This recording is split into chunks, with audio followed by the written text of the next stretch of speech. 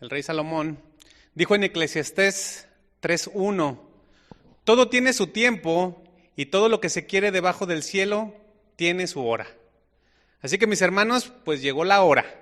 Y esta es la última enseñanza en nuestra serie en Palabras de Jesús, la número 76, y lleva por título precisamente Últimas Palabras de Jesús. Ese es el título. Así que, sin más preámbulo, vamos a poner esta enseñanza en manos de Dios y lo invito a que allí en su lugar cierre sus ojos. Por favor, si es tan amable, vamos a dar gracias. Bendito Dios, Padre Celestial, Señor, te damos muchas gracias. Gracias por la oportunidad que nos das de venir a aprender tu palabra, Señor. Queremos hacerlo con alegría, con gozo, Señor.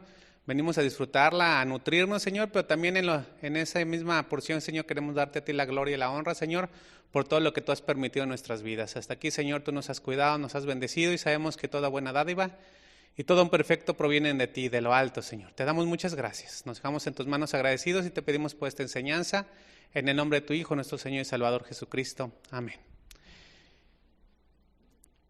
Inicio con una pregunta, ya ven que lo soy medio curioso.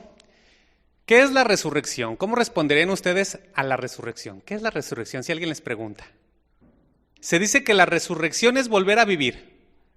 Volver a vivir, y eso lo encontramos en el diccionario. Pero nosotros como cristianos sabemos que la respuesta sobre la resurrección no se puede dar de una manera tan vaga o tan sencilla. Porque, ¿saben? La resurrección es parte esencial del fundamento de nuestra fe. Y tal vez la resurrección puede considerarse como el acontecimiento más importante que haya sucedido jamás. ¿A qué resurrección me estoy refiriendo? Pues evidentemente a la resurrección de Jesús. Porque la resurrección es parte muy importante, o puede decirse que es la parte central, de alguna forma, en el plan de salvación de Dios. El apóstol Pablo lo dice de una manera sencilla, clara y tajante. En 1 Corintios 15:14 dice, si Cristo no resucitó, vana es entonces nuestra predicación, vana también es vuestra fe. Así que si el Señor no resucitó, no tendríamos por qué estar aquí. Porque sin la resurrección, todo el fundamento se hubiera perdido, todas las palabras de Jesús se hubieran olvidado, los padecimientos que Él tuvo no serían recordados, y su muerte en la cruz sería una más de las miles y miles que existieron a lo largo de la historia. Una más. Pero sabemos que Jesús resucitó. Él vive. Y la evidencia de que Él existe, de este hecho, de esta resurrección, es que ustedes y yo estamos aquí el día de hoy. Porque la resurrección le dio validez, le dio certeza, le dio credibilidad a las palabras de Jesús y a su misión terrenal.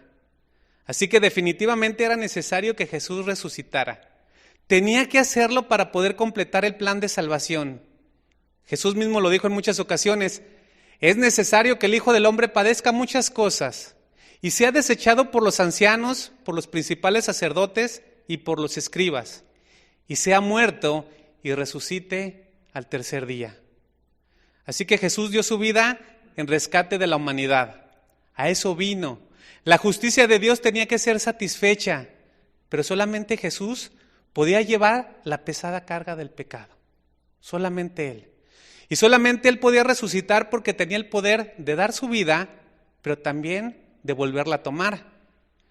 En Juan 10:17 Jesús explicó, por eso me ama el Padre, porque yo pongo mi vida para volverla a tomar.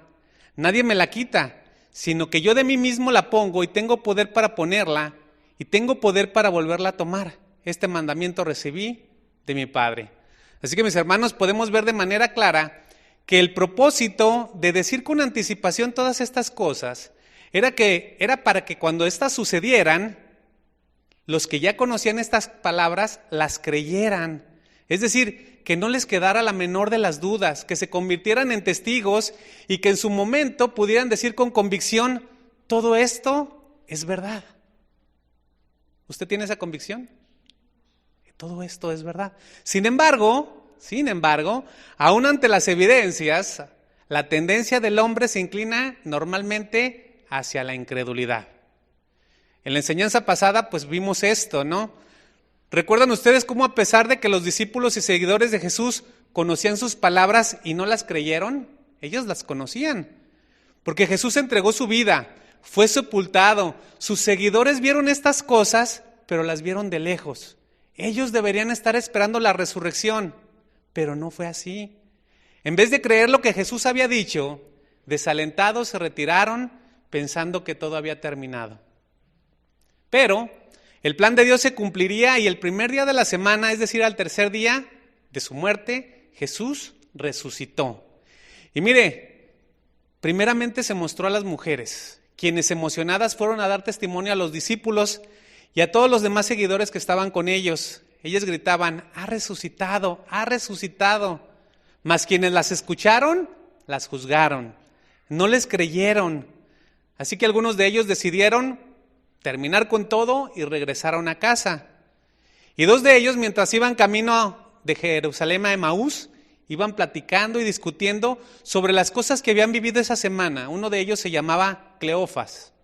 Y en el trayecto tuvieron un encuentro con un caminante que los exhortó y les enseñó, y posteriormente se reveló a ellos como quien realmente era, como Jesús, mostrando con esto que la resurrección era verdadera. Y cuando por fin lo entendieron, estos hombres se dieron cuenta que no podían quedarse con esa verdad para ellos mismos. Tenían que compartirla con los demás y proclamar que Jesús había resucitado. A grandes rasgos, esto fue lo que vimos la vez pasada, y aquí es donde retomamos la historia. Así que busque por favor Lucas capítulo 24, verso 33. Dice: y levantándose en la misma hora, volvieron a Jerusalén. Es decir, que estos hombres decidieron regresar a contar las buenas nuevas, lo que habían visto. Pero mire, viajar de noche era peligroso, pero a ellos no les importó.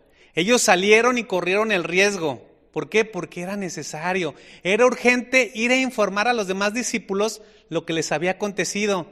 Estaban emocionados de saber que Jesús estaba vivo. Ellos sabían que si confirmaban lo que las mujeres habían dicho, terminarían con el desaliento y la tristeza que en general todos tenían. Y dice la segunda parte del verso 33. Y hallaron a los 11 reunidos y a los que estaban con ellos. Mire, estos dos hombres no esperaban ver juntos a todos o a la mayoría. Así que fue una sorpresa encontrarlos reunidos, y fue una sorpresa aún mayor cuando les abrieron la puerta y se dieron cuenta que la resurrección de Jesús ya era el tema principal. Es decir, que lo que ellos venían a contar no era nuevo. Aquí lo vemos en el verso 34 y decían: ha resucitado el Señor verdaderamente y ha aparecido a Simón. Es decir, que antes de que ellos pudieran decir algo, le recibieron diciendo: qué bueno que regresaron Cleofas, y el otro no sé cómo se llamaba, pero qué bueno que regresaron. Tenemos que decirles que Jesús ha resucitado. Ustedes ya saben que se les apareció a las mujeres, que por cierto no les creyeron, pero también se le apareció a Pedro. Fíjense nada más, al darse cuenta de que no solo a ellos se les había aparecido el Señor, que ya eran más a los que se les había aparecido, todo esto generó aún más convicciones en Cleofas y en el otro discípulo, pero también en los demás. Y mire lo que dice el verso 35. Entonces ellos contaban las cosas que les habían acontecido en el camino y cómo le habían reconocido a partir el pan. Yo me imagino a estos hombres bien emocionados, ¿no? Ya que les dieron la oportunidad de hablar, empezaron a platicar lo que les sucedió, toda su historia, y estaban reforzando la evidencia de que Jesús estaba vivo. Ellos la narraban así emocionados, y todos los demás escuchaban atentamente cuando sucede algo extraordinario. Verso 36. No terminaban de hablar cuando otra vez les cortaron la inspiración. Mientras ellos aún hablaban de estas cosas, Jesús se puso en medio de ellos y les dijo: paz a vosotros. Aquí encontramos las primeras palabras. Paz a vosotros. Ahora imagine el susto, la sorpresa.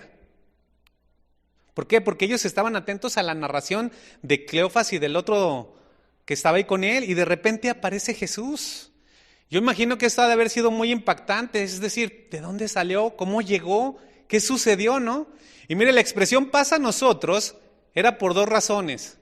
La primera es porque este era un saludo común para la época. Era algo así como decir: ¿qué tal? ¿Cómo estás? Hola, algo así. Y la otra era para tranquilizarlos, ¿Por qué? Porque ellos estaban nerviosos. Créame que se asustaron de verdad. Se asustaron. Y mire, no lo digo yo, ahí está en el verso 37. Vaya el verso 37. Dice, entonces, espantados y atemorizados, pensaban que veían espíritu. ¿Ya vio? Se espantaron, se asustaron. ¿Por qué? Porque el lugar estaba cerrado. Jesús no tocó, no entró caminando, por lo tanto, desde el punto de vista natural, pues el susto era más que justificado, ¿no? ¿Qué estamos viendo? Se sobreentiende, no sé si fue así, se sobreentiende, estoy especulando un poco, que se materializó frente a ellos. De repente apareció. Es por eso que se asustaron y pensaron que era una especie de fantasma. Pero en palabras de Jesús viene la explicación. Verso 38. Pero Él les dijo, ¿por qué estáis turbados? ¿Por qué están espantados?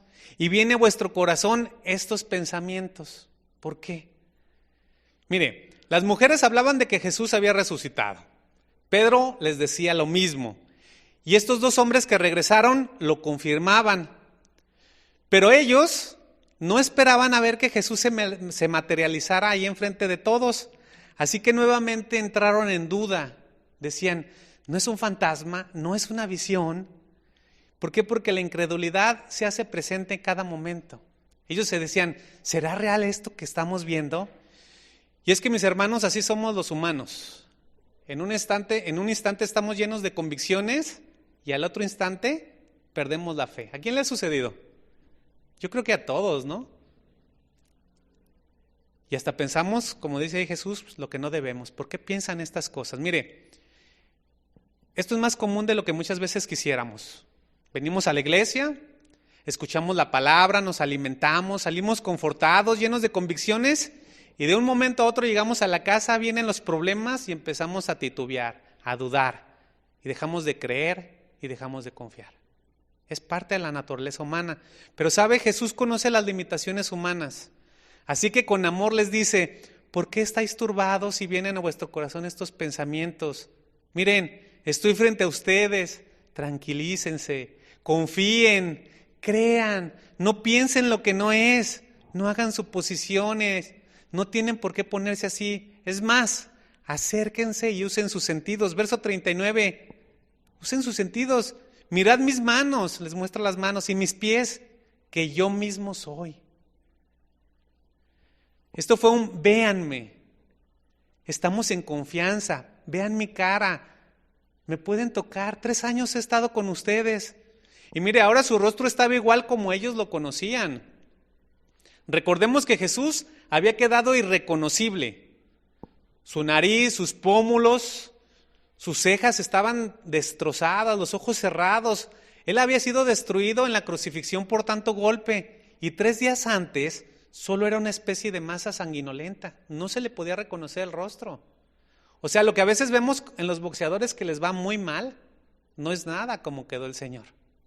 Era con verdadero odio. Pero ahora todas las marcas del maltrato físico y de aquella flagelación terrible, de esa flagelación que le había arrancado la piel y destruido los músculos, había desaparecido. Su cuerpo estaba restaurado, prácticamente intacto. Y esta es otra evidencia de su deidad. Ya estaba bien. Y Jesús agrega, vean mis manos y pies. Al hacer esto estaba mostrando las marcas de la crucifixión, las únicas marcas que quedaron como evidencia para que vieran que era Él mismo y que no había por ahí un doble o algo parecido. ¿Por qué? Pues ya ven cómo es la gente, ¿no? Que tiene la tendencia a pensar de más. Y no solo se quedó ahí, ahora los invita a tocarlo. ¿Para qué? Para que verificaran que era real. Jesús les dice, palpad y ved. Vengan, abrácenme, tóquenme. Qué confianza, ¿no? Una relación íntima con sus discípulos. Lentamente se acercaron a tocar a Jesús y pudieron constatar que era real, que era verdad lo que les decía.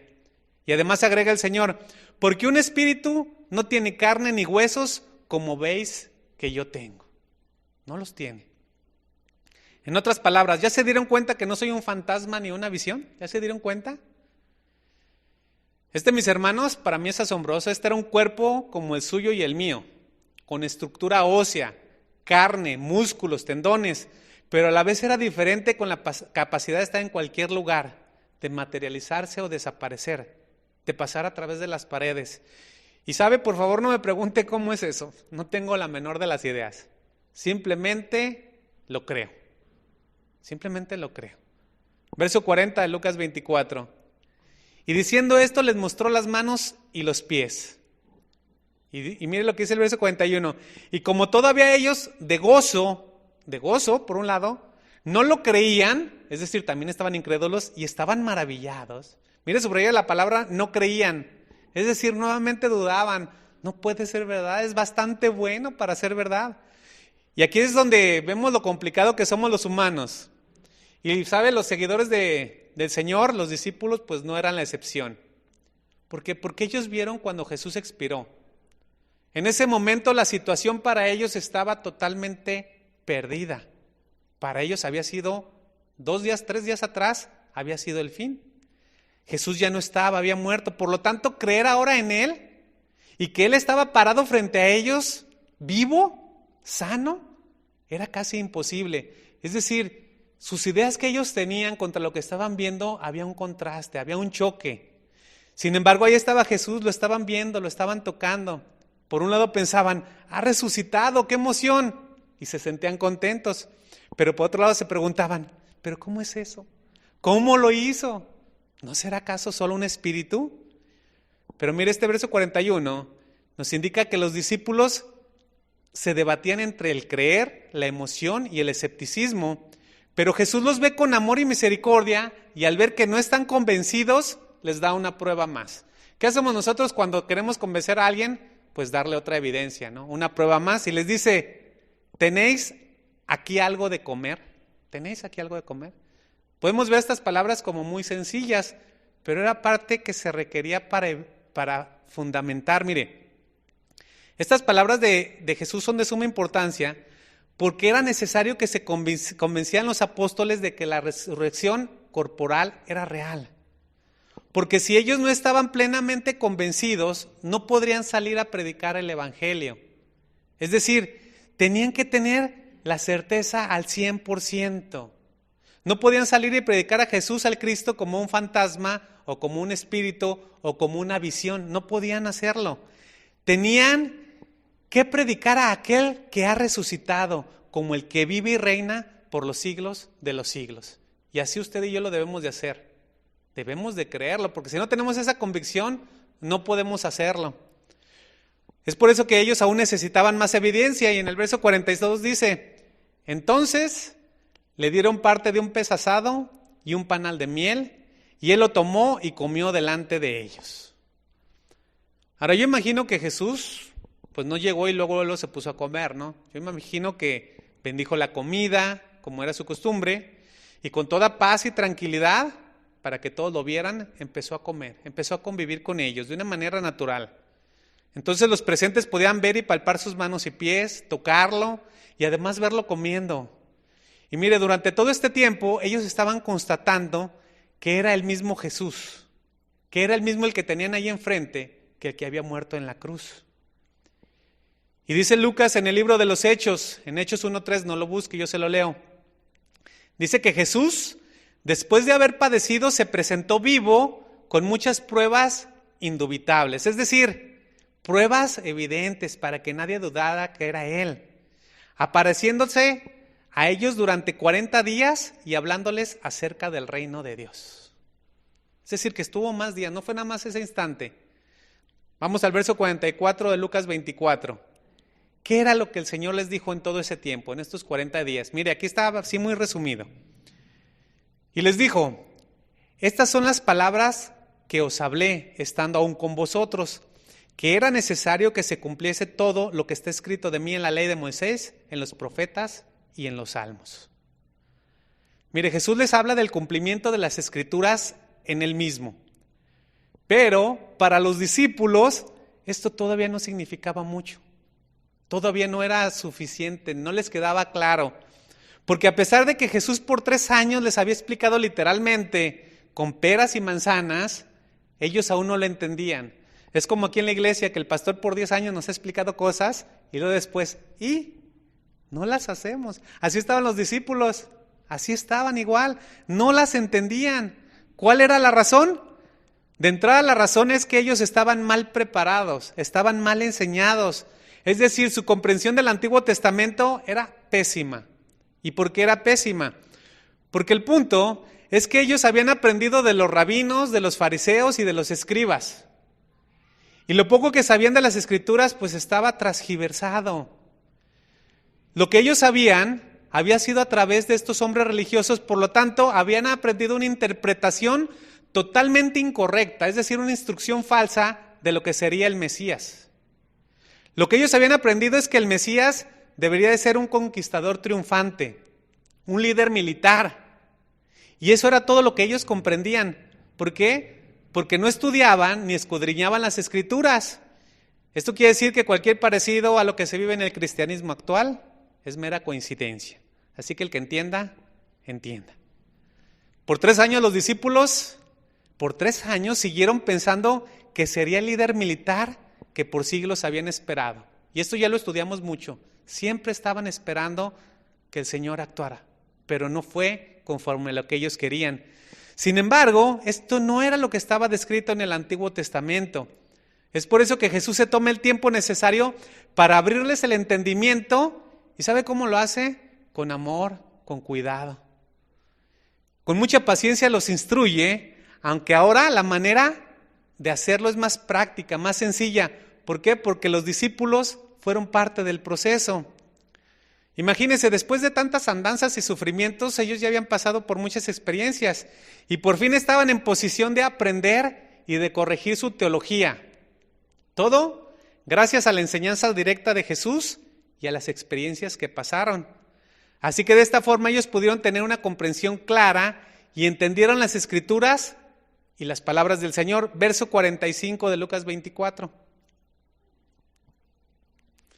Dice, entonces les abrió el entendimiento. ¿Qué hizo? Les abrió el entendimiento. ¿Le ha sucedido que de repente así como que, ya entendí?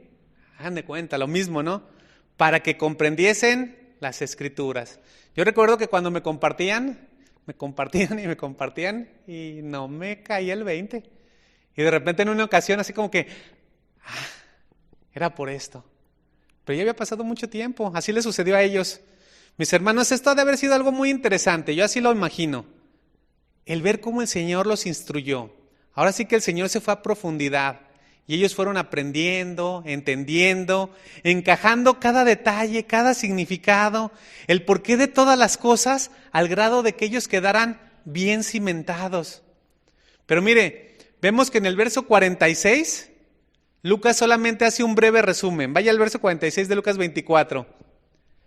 Y les dijo, así está escrito, y así fue necesario que el Cristo padeciese y resucitase de los muertos al 3er día. Mire, Lucas aquí lo resume así muy brevemente, pero es lógico que Jesús les enseñó todo desde el principio, desde la caída del hombre, la misericordia del Padre, el plan de salvación. No tendría mucho sentido hablar del plan de salvación si no entiendes que has caído. Les enseñó sobre las profecías, cómo éstas hablaban del Mesías, de cómo vendría a través de la descendencia de Abraham, que sería de la tribu de Judá, directamente del linaje de David, que nacería de una virgen en el poblado de Belén. El Señor les estuvo enseñando todo esto. Es evidente que sería traicionado por un amigo, que al Mesías lo golpearían, que le arrancarían la barba. Ahí estaban las profecías. Que los soldados echarían suerte sobre su ropa, que sería crucificado, que sería traspasado por una lanza, que su muerte sería sustitutiva y que resucitaría al 3er día.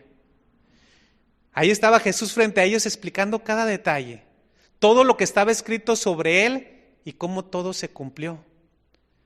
Y yo creo que para ellos pues fue muy padre haber aprendido y entendido todas esas cosas, ¿no? Desde el principio. Y para nosotros es fácil entender por qué los discípulos del primer siglo tenían convicciones tan fuertes. De entrada ahí estaba Jesús, vivo, real. Ellos estaban palpando la resurrección, pero fue esa resurrección lo que fundamentó todo lo demás. Jesús también les explicó a detalle que la salvación es un regalo para toda la humanidad, que todo es por gracia, que solo se requiere creer en Él, pues el que cree tiene vida eterna, y hasta ahí todo está bien. Pero ustedes y yo como cristianos sabemos que el que cree El que llega a la fe empieza a cambiar, ¿sí o no? Empezamos a cambiar. El que llega a la fe se transforma. Es decir, de sí o sí pasa por un proceso. ¿Estamos de acuerdo? Así que el que no tiene un cambio, algo está sucediendo.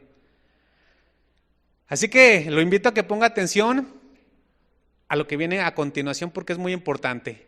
En el verso 47 de Lucas 24, ahí en palabras de Jesús encontramos parte importante de lo que fue su ministerio terrenal. Este es un tema que el Señor Jesús comúnmente tocaba y vamos a hablar un poquito del arrepentimiento y el perdón. Lucas 24, 47, ahí están las palabras de Jesús. Y dice, y que se predicase en su nombre el arrepentimiento y el perdón. Subraya el nombre, arrepentimiento y perdón. Perdón de pecados en todas las naciones, comenzando desde Jerusalén. Esto nos indica que después de enseñarles a detalle y por varios días, Jesús les da una instrucción. Vayan y prediquen a todas las naciones, empezando desde Jerusalén. Pero háganlo en mi nombre. ¿Qué estaba diciendo Jesús con estas palabras? Que fuera en su nombre. Mire, Jesús estaba haciendo referencia a que Él es el que es, el yo soy, el soberano. Es decir, el único que tiene la autoridad, la potestad y el poder de perdonar pecados en su nombre. Jesús les enfatiza que hagan todo en su nombre porque ahí descansa toda la plenitud de su deidad. No hay otro nombre dado a los hombres en el cual podamos algo ser. ¿Recuerdan? Entonces solamente en el nombre del Señor. En otras palabras, Jesús dice, vayan y compartan la provisión misericordiosa de la salvación desde Jerusalén hasta los confines de la tierra. Vayan y digan que yo la ofrezco, que yo la doy. Imagínense que llegara, no sé, Juan Pistolas. Pues yo vengo a ofrecer la salvación. Pues tú quién eras, ¿no? Había un fundamento, había un por qué él la ofrecía. Y se les tenía que explicar todo. Y dice, todo aquel que la quiera, que tome el regalo de gracia que es por creer en mí, que se arrepienta de sus pecados y yo le perdonaré. Pero sabemos, mis hermanos, que arrepentirse no es simplemente un acto de remordimiento o sentirse mal por algo que se ha hecho. Definitivamente no es tener dolida la conciencia. Arrepentirse es una actitud espiritual que nos hace voltear la mirada de nuestros pecados hacia la presencia de Dios. Arrepentirse implica tener un deseo de dejar atrás lo que hacíamos mal, el pecado, e ir en busca de la justicia. Es reconocer que no tenemos nada. Es humillarnos sabiendo que estamos espiritualmente pobres, quebrados, en bancarrota. Y cuando no se tiene nada, se tiene hambre y sed.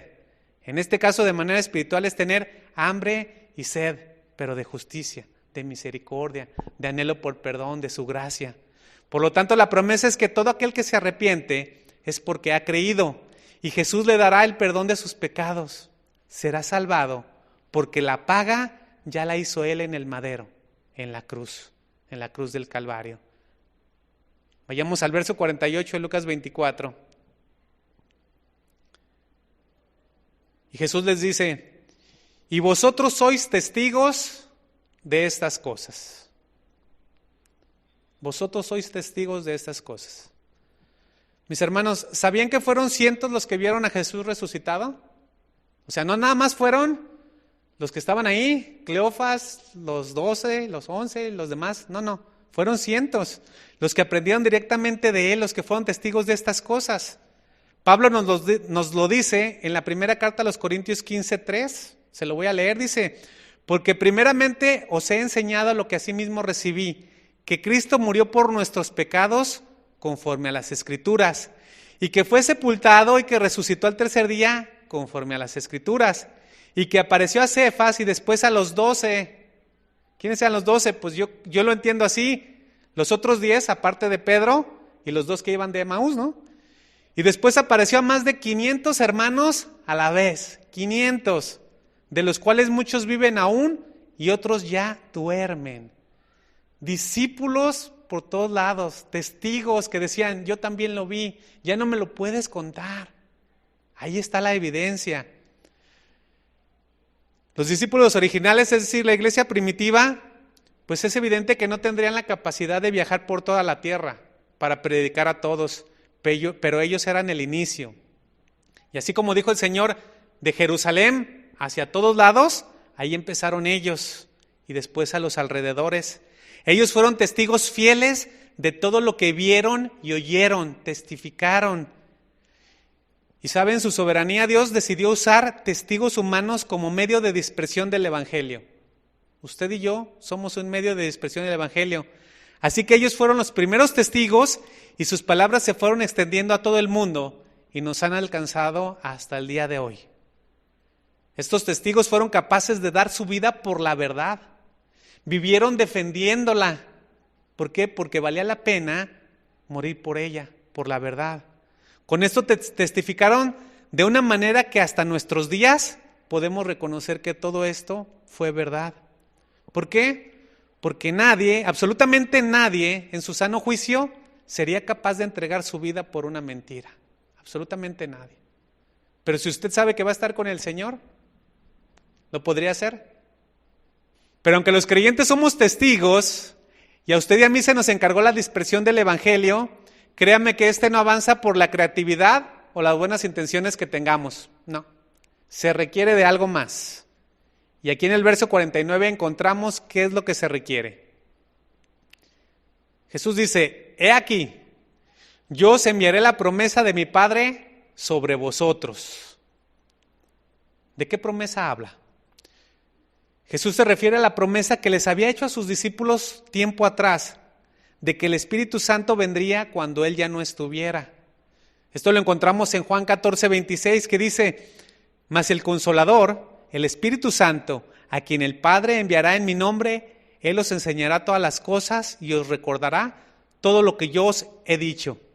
Y también en Juan 15:26 dice, pero cuando venga el Consolador, a quien yo os enviaré del Padre, el Espíritu de verdad, el cual procede del Padre, Él dará testimonio acerca de mí. Por lo tanto, tenemos que considerar esta parte. Para ser testigos fieles, para compartir el Evangelio, no solo se requiere tener convicciones, sino tener el Espíritu Santo de Dios morando en nosotros. ¿Por qué? Porque aunque los discípulos ya habían entendido todo, ya les había quedado claro, ya habían sido bien instruidos, ellos tenían que esperar el banderazo de parte de Jesús para hacer lo que se les había pedido. O sea, no podían ellos empezar en ese momento. Es por eso que les dice, pero a los discípulos, quedaos vosotros en la ciudad de Jerusalén hasta que seáis investidos del poder desde lo alto, hasta que seáis investidos del poder. Este poder les llegaría el día de Pentecostés, y mire, no lo vamos a explicar, yo sé que usted sabe la historia. Les llegaría solo un poco de tiempo después, pero por lo pronto ellos tendrían que esperar. Tendrían que esperar a que el Señor les dijera el momento. Vamos al verso 50. Dice, y los sacó fuera hasta Betania, y alzando sus manos los bendijo. Y aconteció que bendiciéndolos se separó de ellos, y fue llevado arriba al cielo. Ellos, después de haberle adorado, volvieron a Jerusalén con gran gozo y estaban siempre en el templo alabando y bendiciendo a Dios. Mire, esta forma de terminar de Lucas es tan discreta, tan sencilla, tan básica, que no me dejó satisfecho. O sea, está hablando de la ascensión al cielo y lo narra rapidito, de una manera muy sencilla. Este maravilloso evento, este maravilloso milagro se va en una frase: se separó de ellos y fue llevado arriba al cielo. Así de sencillo. Pero, ¿qué más? ¿Cómo fue? ¿Qué es lo que sigue? ¿Qué hay más después de eso? Pues, ¿qué creen? No hay más, mis hermanos. Lo que sigue es que Jesús, así como se fue, un día regresará. Eso es lo que sigue. Así como se fue, un día regresará. ¿Dónde encontramos esto? En el libro de los Hechos. Vaya por favor a Hechos 1:6, por favor. Esta es una especie de complemento que el mismo Lucas narra en el libro de los Hechos. Dice, entonces, los que se habían reunido le preguntaron diciendo, Señor, ¿restaurarás el reino de Israel en este tiempo?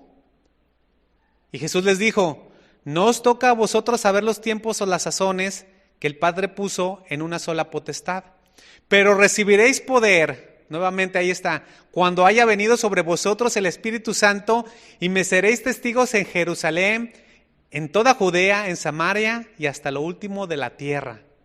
Y habiendo dicho estas cosas, viéndolo ellos, fue alzado y le recibió una nube que le ocultó de sus ojos. Y estando ellos con los ojos puestos en el cielo, entre tanto que él se iba, he aquí se pusieron junto a ellos dos varones con vestiduras blancas, los cuales también les dijeron, varones galileos, ¿por qué estáis mirando al cielo? Este mismo Jesús que ha sido tomado de vosotros al cielo, así vendrá como le has visto ir al cielo. Así regresará. Mis hermanos, con esto concluyo la enseñanza y también la serie. Jesús, el Hijo de Dios, subió al cielo. Esta fue la finalización de la obra de salvación. Después de su ministerio, después de la cruz, de su resurrección, ya no había razón por la cual Jesús tuviera que estar aquí en la tierra. ¿Por qué? Porque consumado fue. Jesús concluyó la obra que el Padre le encomendó. Ahora todo se había cumplido. Todo al pie de la letra.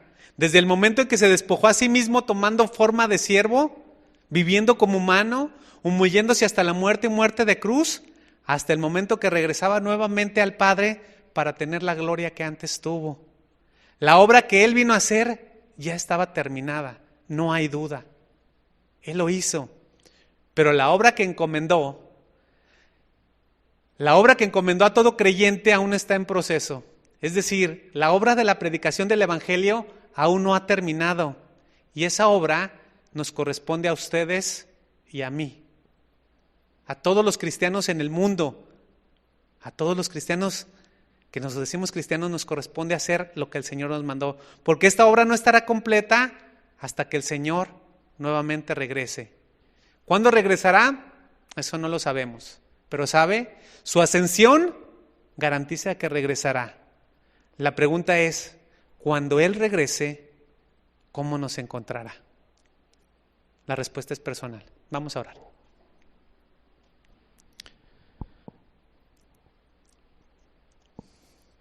Bendito Dios y Padre Celestial, gracias por tu palabra. Gracias, Señor, porque a lo largo de todas estas enseñanzas, a lo largo de estos 76 temas, hemos aprendido muchas cosas, Señor.